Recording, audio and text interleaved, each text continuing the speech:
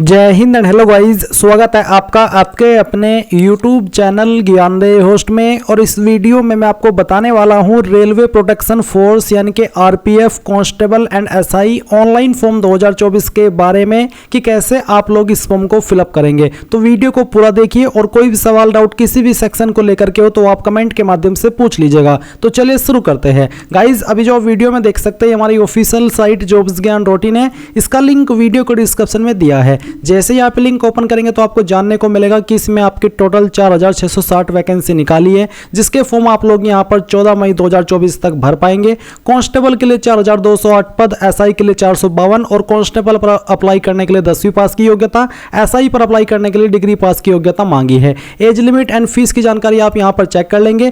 ये सभी जानकारी चेक करने के बाद में गाइज आप यहां पर इंपोर्टेंट लिंक के सेक्शन में आएंगे और अप्लाई ऑनलाइन लिंक इसके ऊपर क्लिक करेंगे। अप्लाई ऑनलाइन लिंक के ऊपर क्लिक करने के बाद आपके सामने वेबसाइट आ जाएगी। और अब मैं आपको बता दूं कि अगर आपने रिसेंटली आरआरबी एएलपी या फिर आरआरबी टेक्नीशियन का फॉर्म भरा था तो आपका अकाउंट यहां पर पहले से बना हुआ होगा, आपको न्यू रजिस्ट्रेशन करने की आवश्यकता नहीं है। आप उसी रजिस्टर्ड ईमेल आईडी और पासवर्ड का इस्तेमाल करके यहां पर लॉगिन कर लेंगे। पर गाइज अगर आप फ्रेशर है, आपने इस वेबसाइट का इस्तेमाल करके इनमें से कोई भी फॉर्म नहीं भरा और पहली बार ये फॉर्म भर रहे हैं तो फिर आप यहां पर अप्लाई के ऊपर क्लिक करके क्रिएट एन अकाउंट इसके ऊपर क्लिक करेंगे। एंड देन यहां पर आपको कंट्री ऑफ नेशनलिटी के अंदर इंडिया सेलेक्ट कर लेना है। फिर आपका जो फुल नेम है वो आप यहां पर 10th के सर्टिफिकेट के अकॉर्डिंग अंग्रेजी के बड़े अक्षरों में भरेंगे और ये नाम आपको यहां पर दोबारा से डाल करके वेरीफाई कर देना है। इसके बाद गाइज आपसे पूछा कि क्या आपने आपका नाम बदला है, अगर हाँ तो यस, नहीं तो आप नो करेंगे। फिर यहां पर जो भी आपकी डेट ऑफ बर्थ है वो आपको कैलेंडर के ऊपर क्लिक करके सिलेक्ट करनी है, पहले ईयर फिर आपका मंथ और उसके बाद में जो भी आपका डे है वो भी आप यहां पर सिलेक्ट कर लेंगे। इसके बाद गाइज आप यहां पर आपकी डीओबी को दोबारा से डाल करके वेरीफाई करेंगे, जैसे कि मैं आपको यहां पर दिखा रहा हूं। फिर आपको आपका जेंडर सेलेक्ट करना है, जेंडर को दोबारा सेलेक्ट करके वेरीफाई कर लेना है। अपना फादर नेम एंटर करना है, फादर नेम को दोबारा डाल करके वेरीफाई करना है। मदर नेम डालना है, मदर नेम को दोबारा डाल करके वेरीफाई करना है। इसके बाद में यहां पर आप आपका आधार नंबर डालेंगे और फिर वेरीफाई यूजिंग आधार इसके ऊपर क्लिक करके इसको वेरीफाई करेंगे। अगर आपके पास आधार नहीं है तो आप आई डू नॉट हैव आधार इसके ऊपर क्लिक कीजिए और फिर यहां पर टिक कीजिए। एंड देन कोई एक अन्य आईडी इनमें से सिलेक्ट कर लीजिए, जो भी आईडी आप सिलेक्ट कर रहे हैं उसका नंबर यहां पर डालिए और किसके द्वारा वो जारी हुई है उस अथॉरिटी का नाम आपको देना है। एंड कहां से इशू हुई है उस पैलेस का नाम देंगे। इसके बाद आप ईमेल एड्रेस डालेंगे आपका और जनरेट ईमेल ओटीपी पर क्लिक करेंगे। आपकी ईमेल पर ओटीपी जाएगा जो कि आप यहां पर डाल करके वेरीफाई कर देंगे। सेम वे में आपको नंबर डालना है, ओटीपी जनरेट करना है और वो ओटीपी यहां पर डाल करके वेरीफाई करना है। इसके बाद आप यहां पर एक पासवर्ड बनाएंगे। पासवर्ड आपका कैसा, उसका एक एग्जांपल आप यहां पर देख लीजिए। पासवर्ड के अंदर इंग्लिश का कैपिटल लेटर कम से कम एक, स्मॉल लेटर कम से कम एक, ज्यादा कितने भी रख सकते हैं। एंड स्पेशल कैरेक्टर और साथ ही आपको डिजिट का इस्तेमाल करना है। तो कुछ इस तरह का पासवर्ड आप बना लेंगे एंड उसको दोबारा डाल करके वेरीफाई कर देंगे। फिर आप ये कैप्चा कोड यहां पर डालेंगे और सभी जानकारी को चेक करने के लिए आप preview and create an account इसके ऊपर क्लिक करेंगे। इस पर क्लिक करने के बाद आपने जो भी अभी जानकारी भरी उसका प्रीव्यू आएगा और जब आपको लगे कि सभी जानकारी सही है तब आप यहां पर सबमिट कर देंगे। सबमिट करने के बाद में आपका अकाउंट क्रिएट हो जाएगा और फिर आप यहां पर होम पेज पर आ जाएंगे। अब यहां पर आने के बाद में आपको ऑलरेडी हैव एन अकाउंट इसके ऊपर क्लिक करना है और जो ईमेल आईडी या फिर नंबर अभी आपने रजिस्टर किया वो यहां पर डालना है। आपका पासवर्ड डालना है जो भी आपने बनाया, ये कैप्चा कोड डालना है और लॉगिन के ऊपर क्लिक करना है। और गाइज यहां पर अब मैं आपको एक स्पेशल जानकारी दे रहा हूं जो कि आपकी आरपीएफ, एसआई एंड कांस्टेबल की एग्जाम की प्रिपरेशन करने के लिए बहुत काम आएगी, इसलिए आप इस पार्ट को स्किप मत कीजिएगा। तो गाइज मैं आपको बता दूं कि यहां पर आपके लिए एग्जाम दौर आरपीएफ, कांस्टेबल एंड एसआई की प्रिपरेशन करने के लिए एक पीडीएफ लेकर के आया है जो कि आप लोग बहुत ही कम प्राइस में प्राप्त कर सकेंगे। नॉर्मल प्राइस इसका 150 है, पर अभी यहां पर आप इसको मात्र 49 रुपए में परचेज कर सकते हैं, जो कि आपके लिए बहुत ही काफी कम अमाउंट है। इसमें आपको बहुत कुछ मिलेगा। आप देख सकते हैं साइंस एंड जीके के वन लाइनर फॉर्मेट में आपको यहां पर 4200 प्लस क्वेश्चन मिलने वाले हैं। इसके अलावा आप यहां पर इसमें जो चैप्टर रखे गए हैं वो भी आप देख सकते हैं। इसमें आपका यहां पर एनसीईआरटी के जो बेस्ड क्वेश्चन है वो आपको इस पीडीएफ के अंदर प्रोवाइड कराए जा रहे हैं। तो गाइज आप इस ऑफर का लाभ उठाइए और बिल्कुल भी चूकिए मत। चाहे आप कहीं और से भी प्रिपरेशन क्यों ना कर रहे हो, आप इसको भी लीजिए और अपनी प्रिपरेशन को और भी बेहतर कर लीजिए। इसको बाय करने का लिंक वीडियो के डिस्क्रिप्शन में दिया है। जैसे आप वो लिंक ओपन करेंगे आपके सामने कुछ ऐसा इंटरफेस आएगा। आप बाय नाउ के ऊपर क्लिक कीजिए एंड यहां पर गाइज आप आपका ईमेल आईडी, फोन नंबर और यहां पर नेम दे करके इसको बाय कर लीजिए। और अगर आपको कोई सवाल डाउट हो तो आप इस नंबर के ऊपर कॉल करके या ईमेल करके जानकारी इसके बारे में और भी ले सकते हैं। तो गाइज इसको बाय कर लीजिए। कोई सवाल डाउट हो तो आप मेरे द्वारा भी कमेंट के थ्रू पूछ सकते हैं। जाइए और जल्दी परचेज कर लीजिए। अब गाइज आपके सामने यहाँ पर कुछ ऐसा इंटरफेस आएगा। अभी आप यहाँ पर ऑनलाइन एप्लीकेशन के ऊपर क्लिक करेंगे तो आपको यहाँ पर ऊपर की तरफ एसआई एग्जीक्यूटिव की वैकेंसी और नीचे की तरफ कांस्टेबल एग्जीक्यूटिव की वैकेंसी देखने को मिल रही है। तो अगर आप कांस्टेबल पर अप्लाई कर रहे हैं तो आप सेकंड वाले के नीचे जो ये टिक है ये करेंगे और एंड आप यहाँ पर नेक्स्ट के ऊपर क्लिक कर देंगे। नेक्स्ट के ऊपर क्लिक करने के बाद में, क्योंकि गाइज मैंने यहाँ पर आरआरबी टेक्नीशियन और एएलपी के लिए फॉर्म भरा था तो वहीं से मेरी जानकारी फैच कर ली गई है। अगर आप फर्स्ट टाइम इस फॉर्म को भर रहे हैं तो आप यहाँ पर ये जानकारी भरेंगे, जिसमें कि आपको यहाँ पर आपका मैरिटल स्टेटस बताना है कि मैरिड है या अनमैरिड है, आपका रिलीजन क्या है वो आप यहाँ पर सिलेक्ट करेंगे। इसके बाद में जो छूट मिलती है SC ST को फीस के अंदर, क्या वो आप लेना चाहते हैं? अगर हाँ तो यस, नहीं तो आप नो करेंगे। अगर आप SC ST है तभी आप इसमें यस कर सकते हैं। मदर टंग, आपकी मातृभाषा कौन सी है वो आप यहाँ पर सिलेक्ट कर लेंगे। इसके बाद में choice of language for examination, exam आप किस लैंग्वेज में देना चाहते हैं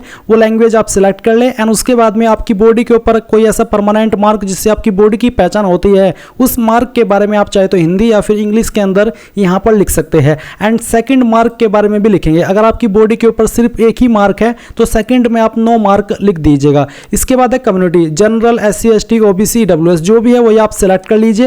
एंड वो सिलेक्ट करने के बाद में जो आपका सर्टिफिकेट नंबर है वो आप यहाँ पर डालेंगे। अभी जो आप वीडियो में देख सकते हैं ये कास्ट सर्टिफिकेट है। मैं आपको यहाँ पर ये इसलिए दिखा रहा हूँ ताकि आपको बता सकूं कि कहाँ पर प्रमाण पत्र क्रमांक होता है। तो ये जो प्रमाण पत्र क्रमांक है ये आपको यहाँ पर भरना है सर्टिफिकेट नंबर में। इश्यूइंग अथॉरिटी, तो जो ये सर्टिफिकेट है मेरे वाला ये जारी हुआ है सक्षम अधिकारी के बाद में जो लिखा है तहसीलदार के द्वारा। तो आप यहाँ पर इश्यूइंग अथॉरिटी में, जैसे कि यहाँ पर तहसीलदार के लिए कोई अलग से पोस्ट नहीं लिखी, तालुका मजिस्ट्रेट है, यही तहसीलदार होता है, तो आप इसको सेलेक्ट कर लेंगे। इसके बाद किस स्टेट के द्वारा जारी हुआ है वो स्टेट आप सेलेक्ट कर लेंगे। किस डेट में इशू हुआ है, मेरा ये सर्टिफिकेट 10 जनवरी 2024 में हुआ है, मैं यहाँ पर 10 जनवरी 2024 सेलेक्ट कर लेता हूँ। इस तरह से आप इसको भर देंगे। फिर जो SC ST को रेल ट्रेवल पास मिलता है फ्री, अगर आप वो लेना चाहते हैं तो आप यस करें, नहीं तो आपको नो करना है। आपका नियरेस्ट रेलवे स्टेशन कौन सा है वो आप यहाँ पर लिख देंगे। फिर जो आपने कास्ट सर्टिफिकेट यहाँ पर जानकारी दी है उसका आपको PDF का फॉर्मेट में अपलोड करना है। आप अपलोड डॉक्यूमेंट के ऊपर क्लिक करें, ब्राउज के ऊपर क्लिक करें और जहाँ पर भी फाइल है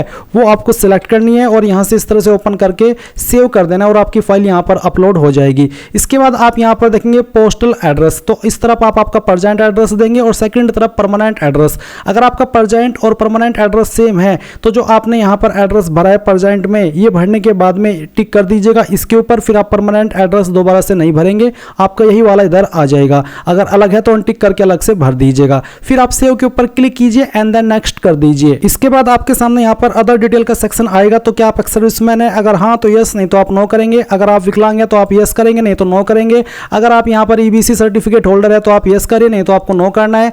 अगर आप रेलवे के एम्प्लॉई है तो आप यस करिए, नहीं तो यहाँ पर भी आपको नो करना है। इसके बाद में गाइज आप यहाँ पर इसमें नॉट एप्लीकेबल सेलेक्ट कर देंगे करंट एम्प्लॉयमेंट डिटेल्स में। और फिर आपको यहाँ पर कोर्स की जानकारी देनी है। अगर आपने यहाँ पर एक अप्रेंटिस किया है तो आप यस करिए, नहीं तो आपको नो करना है। फिर बैंक डिटेल आपको देनी होगी फीस रिफंड के लिए, जिसमें कि आप अकाउंट होल्डर का नाम देंगे, अकाउंट का नंबर देंगे, IFSC कोड डाल करके जैसे कंफर्म पर क्लिक करेंगे तो ऑटोमेटिकली आपका बैंक का नाम और बैंक एड्रेस यहाँ पर फैच कर ले जाएगा। फिर आप सेव के ऊपर क्लिक करके नेक्स्ट के ऊपर क्लिक करेंगे। अब आपके सामने क्वालिफिकेशन की जानकारी आएगी, क्योंकि मेरी जानकारी यहाँ पर पहले से भरी हुई है तो आपको यहाँ पर इस फ्रेशर देखने को मिलेगा, यानी कि आप इसमें शुरू से जानकारी भरेंगे। जहाँ पर सबसे पहले आपको क्वालिफिकेशन में मैट्रिकुलेशन सेलेक्ट कर लेना है, फिर आपकी स्टेट जहाँ से आपने 10वीं पास की है, आपकी डिस्ट्रिक्ट जहाँ से 10वीं पास की है, आपका बोर्ड का नाम और कब आपने पास कर ली थी वो डेट आप सेलेक्ट कर लेंगे। अगर आपको एग्जैक्ट डेट नहीं देखने को मिल रही है आपकी मार्कशीट के ऊपर या सर्टिफिकेट के ऊपर तो आप एक एक्सपेक्टेड डेट यहाँ पर सिलेक्ट कर सकते हैं। फिर 10th का रोल नंबर और उसके बाद में आप इसको यहाँ पर ऐड कर देंगे। फिर क्वालिफिकेशन के सेक्शन आप देखेंगे कि यहाँ पर खाली है, क्योंकि इस पर अप्लाई करने के लिए सिंपली 10वीं पास की योग्यता मांगी है। तो आप नेक्स्ट के ऊपर क्लिक कर दीजिए एंड उसके ऊपर क्लिक करने के बाद यहाँ पर गाइज आपको आपका फोटो एंड साइन अपलोड करना है। आप जान लीजिए कि आपके फोटो का जो पिक्सल है वो कितना रखा है, साइज 30 से 70 KB के बीच में रखा है। सिंपल फोटो आप यहाँ पर इस तरह से अपलोड कर देंगे, क्योंकि गाइज जैसे कि मैंने कहा कि मेरी पहले से यहाँ पर जानकारी अपलोडेड है तो मेरा फोटो एंड साइन यहाँ पर दिखाई दे रहा है। आपको आपके फोटो का फॉर्मेट JPEG या फिर JPG का रखना है और जो आप साइन अपलोड करेंगे वो आपको व्हाइट पेपर के ऊपर ब्लैक या फिर ब्लू इंक पेन से करना होगा। ये जैसे ही आप यहाँ पर फाइल अपलोड कर देंगे तो इस तरह से वो आ जाएंगे एंड देन आप सेव के ऊपर क्लिक करेंगे और फिर नेक्स्ट कर देंगे।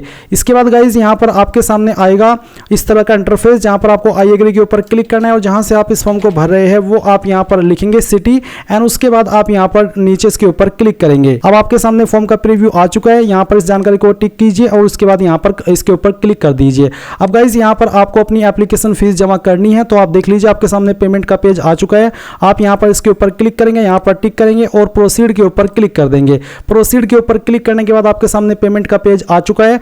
आप यहाँ पर एप्लीकेशन फीस इनमें से किसी भी माध्यम का इस्तेमाल करके जमा कर देंगे। जैसे आपकी फीस जमा हो जाएगी और अपडेट हो जाएगी तो आप अपना फॉर्म का फाइनल प्रिंट आउट ले पाएंगे। अगर आपकी फीस जमा हो चुकी है और अपडेट नहीं हुई तो थोड़ा सा वेट कर लेना है, 24 से 48 घंटे के अंदर ये फीस आपकी यहाँ पर अपडेट हो जाएगी। सो इस तरह से गाइज आप RPF constable and SI online form 2024 भरेंगे। Thanks for watching. जय हिंद।